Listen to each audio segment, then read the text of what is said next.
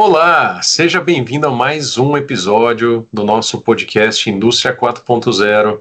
Meu nome é Carlos Paiola, eu sou diretor da Aquário Software e também professor do curso de Indústria 4.0 da Fundação Anzolini. E tenho o prazer de trazer hoje para vocês o tema Redefinindo a Produtividade Industrial. É um tema um tanto quanto ousado aí, né? E o nosso convidado de hoje é o engenheiro Charles Lefebvre. O Charles, ele está há quase 2 décadas no Brasil, mas ele é francês, né? É um engenheiro mecânico formado lá na França. Nos últimos 10 anos, ele tem se dedicado a apoiar os principais líderes da indústria, né, na América Latina, identificando, né, desafios, né, e oportunidades de melhoria dentro da operação dessas indústrias, fazendo com que esses líderes consigam traçar essa jornada digital, né, em busca de uma produtividade maior, em busca de resolver os desafios operacionais, né. Tenho certeza que vai ser um episódio bacana, né, uma conversa gostosa. Venha com a gente.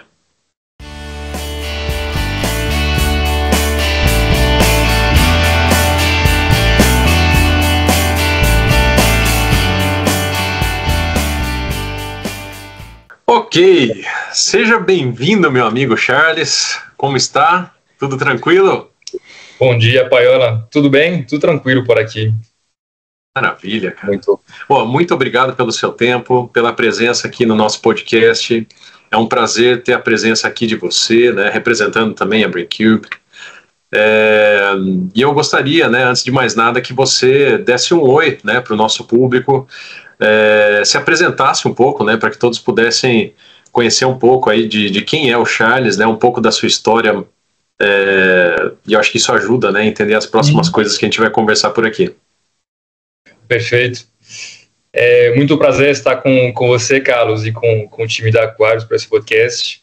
Então, eu sou o Charles. Hoje eu atuo como diretor comercial da empresa BrainCube para a América Latina. Fico baseado no Brasil. Cheguei no Brasil em 2007. Na época, para fazer um estágio dentro da minha formação de engenheiro. E acabei gostando. Não era previsto ficar tanto tempo, era para ficar 1 ano só. Uhum. E aí gostei, fiquei, e agora estou no Brasil desde 2007. E hoje, na qualidade de diretor comercial e da BrainCube, minha missão é conseguir ajudar as indústrias da América Latina a buscar a performance máxima, independente do que acontecerá fora naquele momento. Então, são qualquer tipo de indústria, México para baixo, e realmente ajudar a caçar aquela produtividade tão desejada em todas tudo chão de fábrica. Perfeito. E é exatamente essa questão da produtividade, né, que eu vejo você muitas vezes falar, né, que vocês estão ali redefinindo a produtividade industrial, né? Sim. O que vocês querem dizer com isso, assim, né? Quando vocês olham que a produtividade precisa ser redefinida, né? Como que foi essa evolução nos últimos anos? Qual que é essa situação que a gente tem hoje, né, sobre a definição da produtividade? Sim. Eu vou te responder com minha visão de hoje, tá? Charles, 2025. Embora fiz toda a minha formação na França, a minha experiência profissional foi só no Brasil. Como que eu chamaria de produtividade hoje? Na verdade, vou ter que fazer uma diferença com produtividade industrial. Talvez o início da indústria.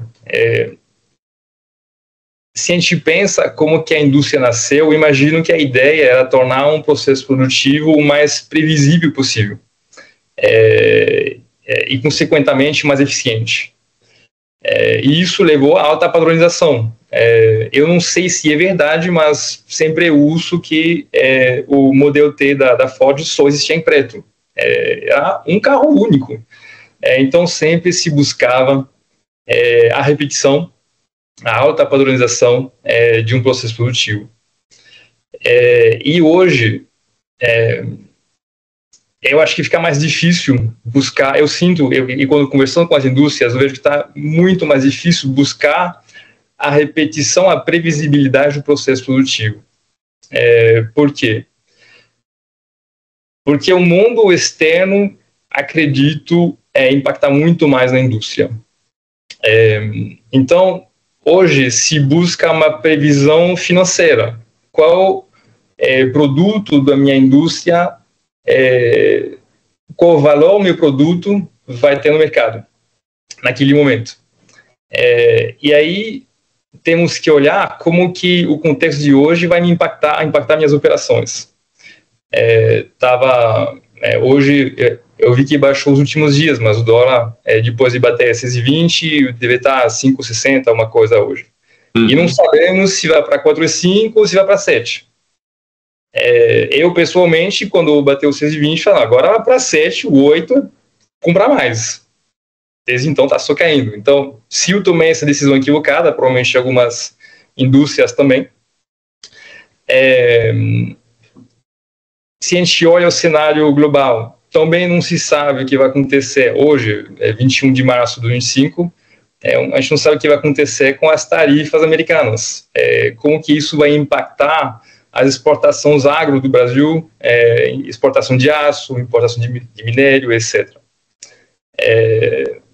No mundo interdependente, a logística global ligada, se encalhar um barco no canal de Suez, lá no Egito, a indústria brasileira não recebe no momento que ela queria, que ela precisava, que ela tinha se planejado, os seus insumos da Ásia e da Europa.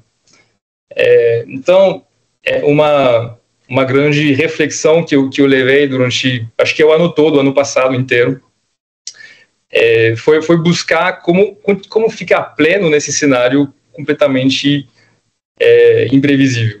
E consegui uma resposta, não é aquela que eu imaginava, mas eu cheguei à conclusão que a única certeza que nós temos é que amanhã é incerto, não sabemos. É verdade. A única constante que a gente tem é a variável, é a incerteza. É a variável. E isso é legal, porque você consegue realmente digerir essa informação, te dá uma paz, porque você não se preocupa mais com tudo que você não controla, porque você não vai controlar, vai te impactar, mas você não vai controlar. Aí, consequentemente, trazendo isso no ambiente industrial, eu entendo que a performance de hoje é muito mais ser capaz de reagir rápido ao que acontece, do que ser capaz de predizer como que vou produzir a minha linha de fabricação de aço daqui a 18 meses. Então, é muito mais ser capaz de avaliar, de priorizar e de agir, tudo isso de maneira permanente, porque o contexto acaba sendo hiperdinâmico. Isso que você trouxe, eu acho que é muito interessante, Charles, porque a gente está acostumado eu até achei, na verdade, né, que você traria, como você trouxe, né, a questão das variáveis internas da produção, sim, como, né, o grande desafio, né, que existe hoje em dia, né, porque de fato, né, quando você falou até de Ford, né, sei lá, desse início, sim, lá do Fordismo, Taylorismo, etc. O Ford mesmo, ele tinha um tipo de carro numa única cor, né? Ele até brincava, se não me engano, né? Qualquer pessoa pode ter um Ford de qualquer cor, desde que seja preto, né? Alguma coisa assim. E a gente tem hoje, né, um desafio gigante das indústrias relacionado à complexidade dos produtos que elas produzem, né? Então, eles têm zilhões de parâmetros, zilhões de variáveis, né, que tem que ser mantida dentro de parâmetros de qualidade, parâmetros de regulação, ou simplesmente do que se é esperado, né, pelo lado do cliente, né? E a gente tem, inclusive, várias empresas, né, que customizam, assim, os produtos ao máximo, né, de acordo com a demanda de cada tipo de cliente. Mas eu não tinha parado para pensar, acho que, tão fortemente nisso que você falou, né? Tem uma série de variáveis, parâmetros que são externos, né? E se o valor do dólar hoje é um e amanhã é outro, isso pode impactar diretamente, né, na minha linha de produção. Então, É uma equação, né? Pensando na nossa bagagem de engenheiro aqui, né? Sim. É uma das equações mais difíceis que se tem de resolver, né? Com tantas variáveis externas, internas, perturbações, né? Como é que você vai controlar esse sistema, né? Eu acho que você falou exatamente o que estava pensando nos últimos dias. Essa necessidade de flexibilidade, tanto por fatores externos quanto interno. As indústrias, como você falou, se tornam quase que volta ao artesanato, volta a um lote único. Eu estava vendo outro dia que a Adidas tá imprimindo tênis em 3D. Então, eu já tinha visto alguns anos atrás só a sola impressa em 3D. Achei sensacional. Desafio tecnológico e etc. Aí eu via, algumas semanas, talvez a inovação em si ela deve ser um pouco mais antiga, mas eu vi algumas semanas atrás, que o tênis inteiro estava impresso em 3D. Então, eu chuto que daqui a um ano vai ser possível qualquer um usuário X, você, Carlos, eu, Charles, tirar 5 fotos no seu pé, fazer um vídeo, mandar para a Adidas e ela mandar o tênis do pé direito do Carlos e do pé esquerdo do Paiola, certeza. A gente está indo nessa direção. Então, tem uma busca por customização, por inovação incessante. E isso tem impacto direto em como as indústrias operam. Pois é, eu acho que é muito no caminho do que você disse, né? Antigamente a gente tinha produção em massa, que substituiu essa produção artesanal, né? E hoje a gente tem quase que uma produção artesanal em massa, né? Como que você... Esse é o grande desafio, né? Essa é a produtividade que você precisa combater, buscar hoje em dia, né? E eu acho que aí é conseguir reagir rápido. Temos a Braincoop tem um cliente que é indústria cosmética brasileira e eles trocam de portfólio a cada 6 meses. Então, tem produtos, obviamente, que são chave e eles continuam. Controlar o mesmo creme faz anos. Mas tem outros perfumes que vão trocando, o batom, etc., que vão trocando a cada 6 meses. Então, imagina o impacto no chão de fábrica de, a cada 6 meses, acertar de novo um processo produtivo, entender os melhores padrões operacionais e como que isso reage e otimizar, estabilizar, etc. É outro tipo de desafio. Eu até fico pensando, cara, que estou viajando na maionese, mas uma coisa, como você é francês, né, eu poderia te perguntar, né, a velha pergunta, né, velha mesmo, desde 98 se pergunta isso, né, Zidane ou Ronaldinho? Não sei qual que seria a sua resposta. Eu consigo te responder. Mas sabe que é interessante, porque esses dois jogadores... Nossa, peraí, vou comentar até mais que isso, então. Eu acho que esses dois jogadores é quase estereótipo dos países. Se você olhar os dois, eles têm maneiras diferentes de chegar no sucesso deles. O Zidane é um cara sério, extremamente sério, focado, competidor igual, mas ele vai manter mais para ele o talento dele, né? O Ronaldinho, eu via ele jogar na Europa quando eu estudava engenharia, era divertido ver ele. Ele brincava no campo, era lindo de ver. Então, eu prefiro o Zidane porque é o meu ídolo de 98. Mas eu acho interessante ver como cada um usou o seu talento, o que eles tinham de melhor para chegar no resultado. E aí a ficha que me caiu agora, que eu acho que cabe a ponte,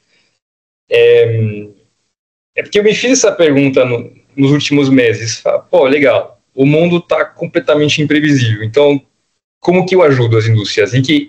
Como que eu ajudo as indústrias e como que eu me ajudo? Como que eu me organizo para permitir ajudar, né?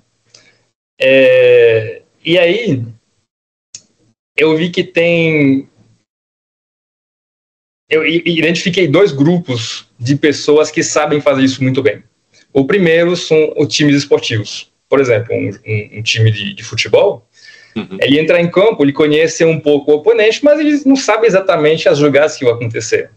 Então, eles precisam, de maneira permanente, olhar o que está acontecendo no campo, avaliar, priorizar e agir. E aí estão lá se comunicando, gritando, fazendo sinais e etc., para conseguir fazer isso rumo ao objetivo, que é marcar gol e mais um gol e ganhar o campeonato.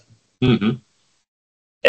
Tem um outro tipo de grupo de pessoas que faz isso muito bem, por motivos menos divertidos, vamos falar assim, mas que são os Navy SEALs americanos. Grupo de 8 pessoas, uma squad, que vai num ambiente remoto, completamente... fugiu a palavra em português, mas que eles não vão ser bem recebidos e completamente imprevisível. E esses grupos desenvolveram maneira de treinar, de trabalhar e de se comunicar para lidar com incerteza. Eles sabem que eles vão encontrar, não é o planejado. E eles precisam tornar essa incerteza em oportunidade para vencer. Então, a ficha que me caiu é uma coisa para um grupo de 11 jogadores de futebol, o 8 Navy SEALs americanos, mas é outra coisa para uma indústria de 3 mil pessoas. Como que uma indústria de 3 mil pessoas consegue focar naquilo que realmente importa? Quando, fatalmente, pela organização, acaba tendo algumas barreiras, fronteiras, vou chamar assim, hierarquia, sistemas, etapas de processo produtivo, etc., acaba criando uma complexidade que dificulta muito olhar aquilo que realmente importa para uma indústria, que é o valor que o meu produto final vai gerar no mercado. Exato. Eu até trouxe esse paralelo aí do Zidane com o Ronaldinho, essa brincadeira, porque exatamente quando você estava falando, né, sobre essa questão, né, de você, poxa, as indústrias hoje, eu acho que elas misturam as duas necessidades, né? Essa necessidade de ter regularidade, de ter seriedade, né, naquilo que ela faz, naquilo que ela entrega, como o próprio Zidane sempre foi um representante máximo, né, de fazer as coisas com competência, com regularidade, com seriedade. Mas cada vez mais elas são também empurradas, né, para buscar diferenciais, para fazer, que nem você disse, né, fazer com que o seu cliente se divirta, queira muito aquilo e não do concorrente, né, sei lá. Então eu acho que as indústrias hoje, o que elas buscam é um Zidane com Ronaldinho ali, né. Elas querem manter essa seriedade, essa eficiência, essa produtividade, mas com esse grau de customização, de fazer a coisa encaixar naquilo que o cara quer que aconteça para ele, né? Naquele que o cliente precisa, né? Perfeito. Então, acho que legal, esse paralelo aí Brasil-França foi bem colocado aí. Uma coisa que eu fico pensando vocês, né, poxa, você, né, e a própria Braincube estão aí no mercado há tantos anos. Tem algum caso real, né, sei lá, que você consiga citar e que mostre um pouco dessa sua visão aí sobre qual que é o diferencial que a tecnologia pode trazer no dia a dia de alguma empresa? Pode escolher o segmento que você quiser aí para falar, que eu acho que a gente tem ouvinte de todas as áreas aqui. Perfeito. Vou pegar um case icônico que vem da Europa, numa indústria de papel. Por que eu acho que é um case relevante? A indústria de papel é uma indústria extremamente complexa. A matéria-prima é madeira, é árvore. Aqui no Brasil geralmente é mais eucalipto, lá na Europa preciso verificar porque eu não trabalhei lá, mas eu acho que é pinho. E por definição é variável. Não vai ter 2 eucaliptos igual para produzir o mesmo papel.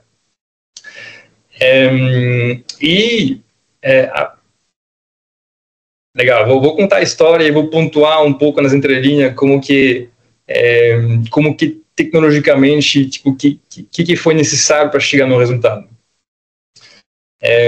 Essa fábrica de papel, ela tinha uma capacidade produtiva na casa de 600 mil toneladas por ano. É muita coisa, é uma fábrica grande.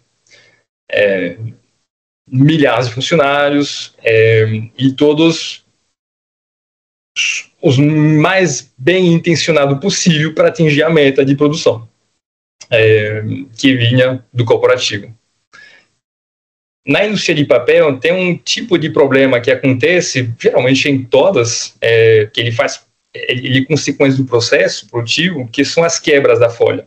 Então, você tem basicamente duas grandes etapas, eu estou simplificando muito, duas grandes etapas de processo produtivo, que é, primeiro, transformar a madeira em polpa, celulose. Então, é o processo de fabricação de celulose, e depois essa celulose ela passa numa máquina de papel, tem etapas intermediárias, mas ela tem um processo que transforma essa celulose em folha de papel, que depois é convertido em folhas e etc.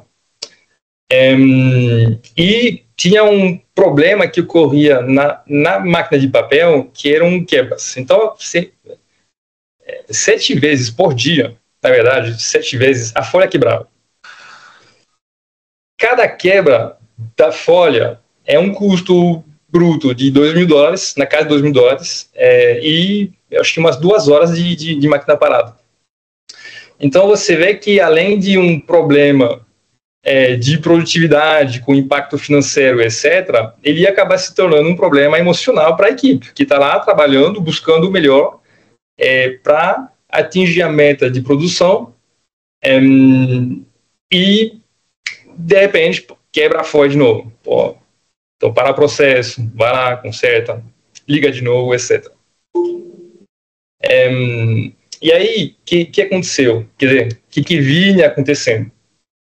Essa fábrica é muito antiga, tem anos, décadas de experiência de produção de papel. Sempre tinha essa condição, essa situação de quebra de folha, e eles procuravam de maneira incremental, testes incrementais para tentar diminuir essas quebras. Então, adiciona um pouco mais de químico, reduz um pouco a velocidade da máquina para reduzir a tensão, etc. Tenta matéria-prima diferente, mix de matéria-prima diferente, etc. E por que a indústria por que a gente só consegue fazer ajustes incrementais? Porque a gente não tem certeza do impacto que aquilo vai gerar. A gente não sabe se esse ajuste de, sei lá, mais 2% na velocidade, ou menos 2% na velocidade da máquina, vai permitir chegar no resultado, e se chegar, a gente não sabe também qual consequência isso vai ter. Será que se eu produzo mais, vai valer a pena, porque vou acabar poluindo mais, e eu não quero poluir mais? Então, por isso, devido à complexidade do ambiente industrial, somos quase que obrigados, sem muitos recursos, a fazer ajustes incrementais. Então, 20 anos tentando fazer esses ajustes para estabilizar o processo. E chegou uma hora que o corporativo falou, basta, 7 quebras por dia é muita coisa. Tentem reduzir para 6, máximo, quer dizer, 5, máximo 6 por dia. Entre aspas, se vire, mas é objetivo, isso deve representar um ganho de $1.200.000 por ano para fazer bem. E foi nesse momento que a parceria Brancube com essa fábrica de papel começou. E qual foi a ideia? Como comentei mais cedo das fronteiras na indústria, foi quebrar essas fronteiras. Como que a gente faz isso? Olhando o produto final, o valor que o produto final vai ter no mercado. Então, numa máquina de papel, quer dizer, numa fábrica de papel, é o rolo jumbo. Vamos olhar apenas o rolo jumbo. Como que ele é produzido, quais condições, quais turnos, e etc. Então, na prática, construir um modelo matemático, que a gente chama de clone de produto, que vai agregar todas as condições produtivas ao produto final. Qual foi a matéria-prima, quais foram as condições de processo no gestor, que horas que entrou, que horas que saiu, quanto tempo ficou parado, quando que entrou na máquina de papel, qual era a velocidade, pressão, temperatura, etc., na máquina de papel, e os outputs, qual foi a qualidade, quantas quebras teve, qual foi o custo e tudo mais. E aí você consegue amarrar tudo isso, você criar o DNA do seu produto final. E quando você olha isso, que é o que a equipe quer, da mesma forma que um time de futebol quer ganhar, que é Macagol, da diretoria até o engenheiro, até o operador, eles queriam que esse holojumbo fosse com o mínimo possível de quebra. Nas entrelinhas, obviamente, se conectar com todas as fontes de dados gerados lá, então dados de processo, dados de qualidade, Excel, que acaba sendo uma fonte de dados preciosa na indústria, para conseguir construir esse modelo. Esse modelo é um know-how Braincoop de construir isso e permitir entender o impacto dos inputs no output, basicamente. E aí, uma fábrica de papéis tem milhares de variáveis impactando. Na análise, e não vou entrar em detalhes sobre algoritmo utilizado, etc., mas na análise multivariáveis, que é possível fazer na Braincoop, eles identificaram 14 variáveis de processo que tinham um impacto direto na quebra da folha. Então, você passa de 5.000 variáveis para 14, já facilita muito o seu trabalho. Nossa, mãe. Cara, outro mundo, né? Eu não preciso me preocupar com, sei lá, a vazão lá, porque ela impacta pouco. Uhum. Agora, tinha uma variável que sozinha ela impactava 80% na quebra da folha, que era o tempo que a celulose ficava parada entre o processo de celulose e o processo de máquina de papel. Em média, era 36 horas de espera, de armazenamento entre um processo e outro. E na análise, que é histórica, então ela é completamente factual, não são simulações, extrapolações, etc. É análise que já aconteceu no passado. Uhum. A equipe identificou que quando operava com uma celulose mais fresca, tinha muito menos quebra. E foi possível quantificar o quão mais fresca e quanto menos quebra eles iam ter. Então, você consegue, quando eu falei dos negócios mais cedo, que é de avaliar, priorizar, agir, eles foram capazes de avaliar o potencial que tinha de poder priorizar as variáveis de processo que eles iam ter que atuar e agir. Então, você acaba sendo muito seguro para tomar suas decisões, porque elas são factuais. Você consegue se afastar um pouco da experiência, do conhecimento empírico.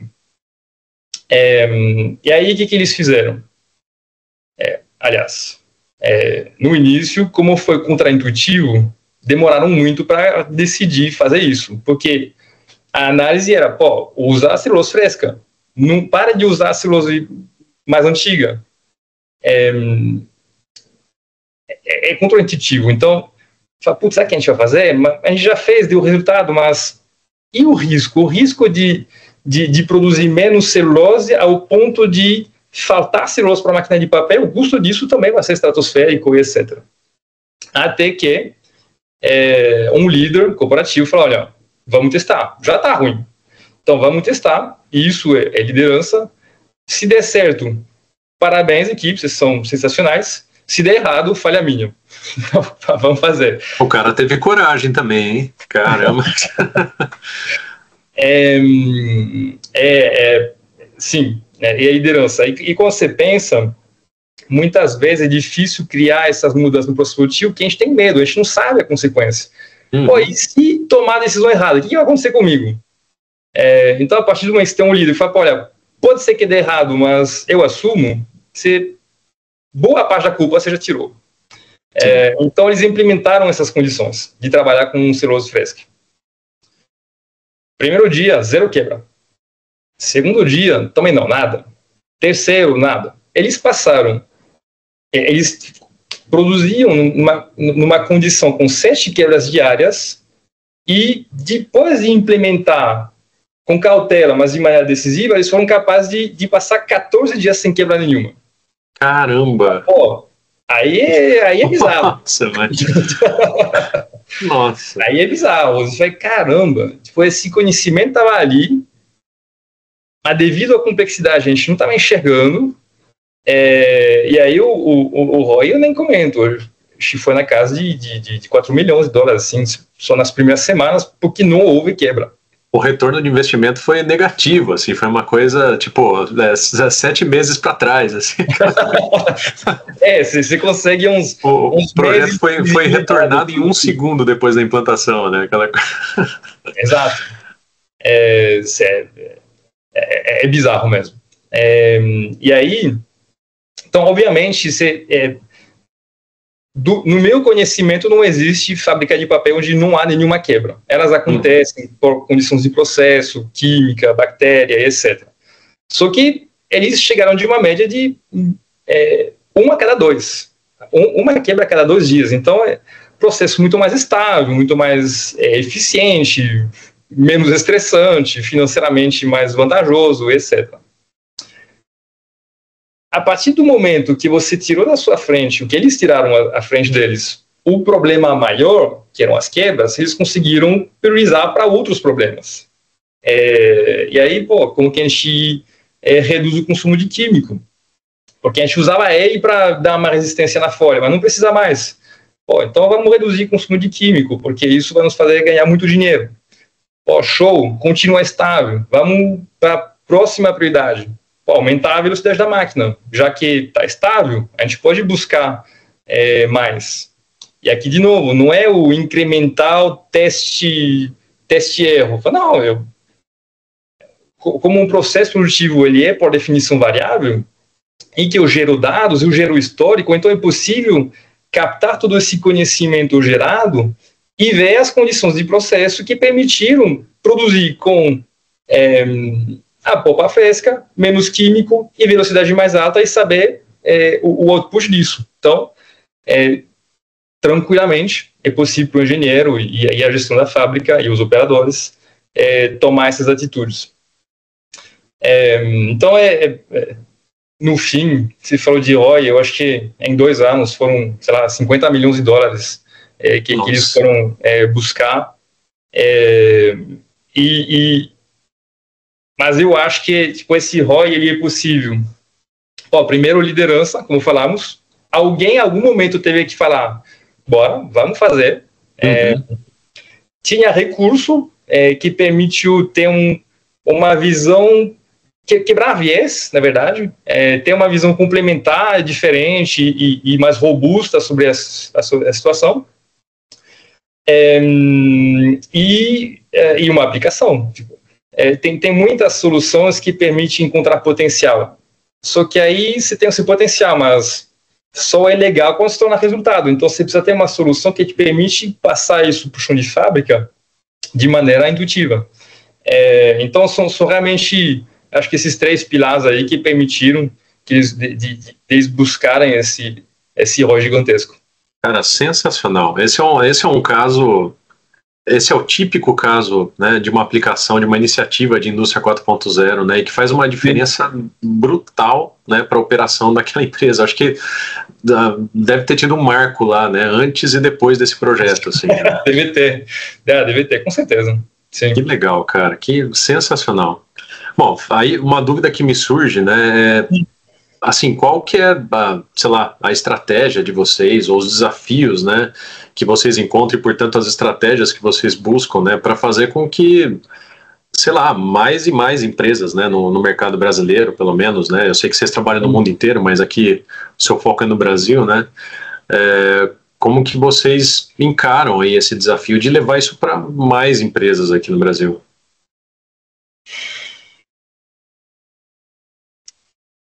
Como que eu encaro esse desafio?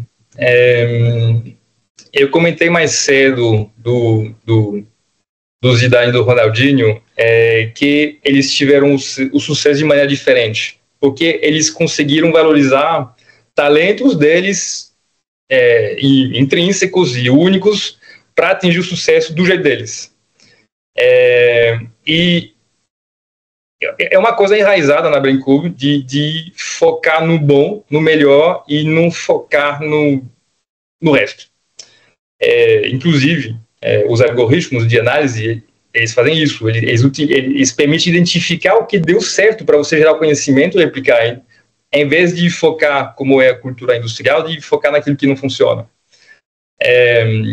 Então, o que nos O que a Braincoop identificou no ano passado é que para a gente conseguir realmente atender todas as indústrias da maneira que a gente quer, a gente precisava focar naquilo que nós somos melhores, que é desenvolvimento do software, dos algoritmos, da inteligência artificial, etc., e buscar complementaridade com quem é melhor que a gente, para esse contato customizado, permanente, frequente com as indústrias. Então, na prática, o que é? É desenvolver um ecossistema, quer dizer, não é desenvolver, é fazer parte do ecossistema de performance industrial da América Latina. Então, eu entro com um pedaço de software e um escritório autônomo aqui no Brasil, uma filial nos Estados Unidos e a matriz na França,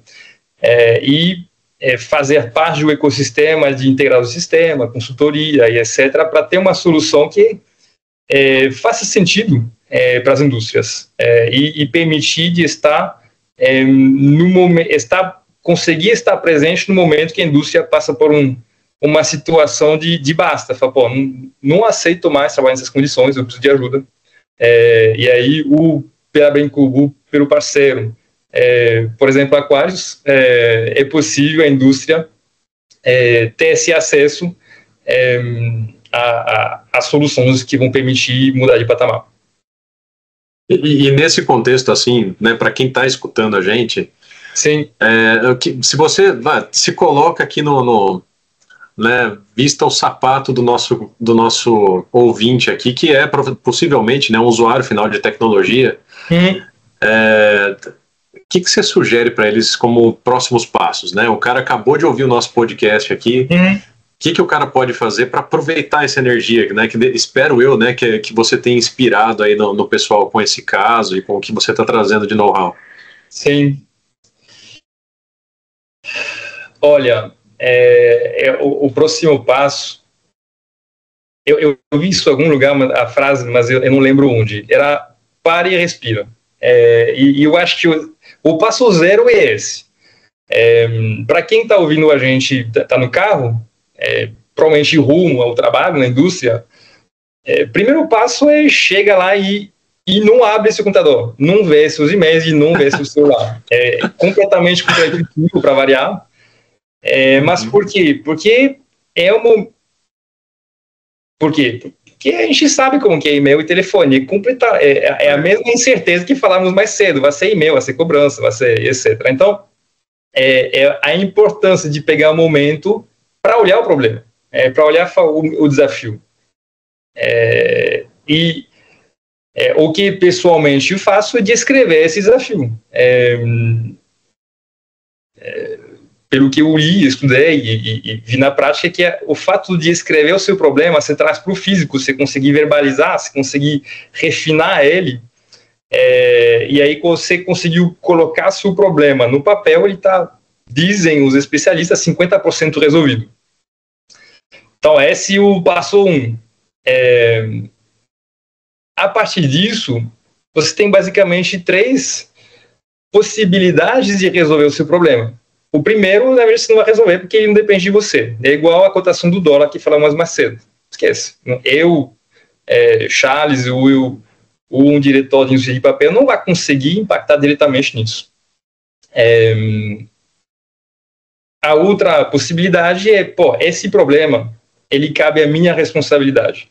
Eu consigo resolver sozinho, com os recursos que eu tenho, esse problema.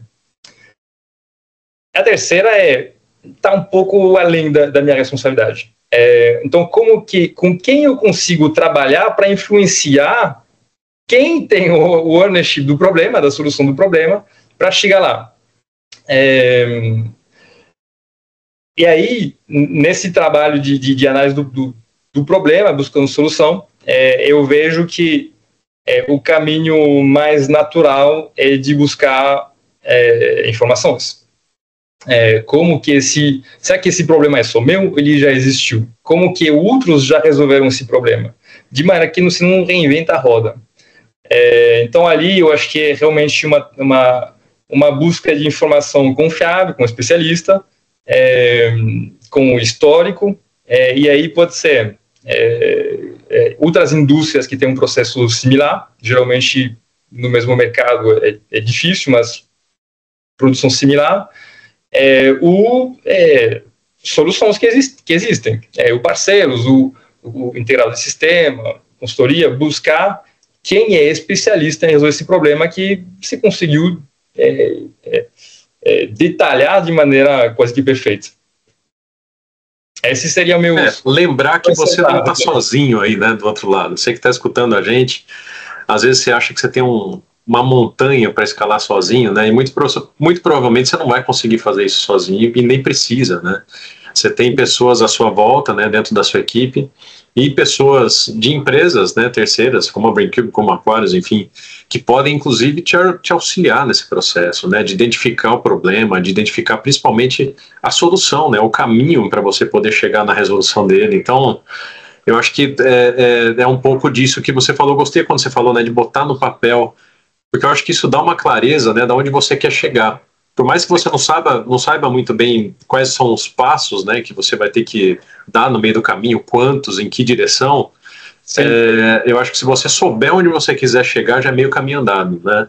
É muito comum, às vezes, até um cliente chamar, né, eu já participei de muitos projetos onde o cara chama e fala, não sei, a coisa não tá legal aqui, mas não sei por onde começar, não sei nem onde eu quero chegar.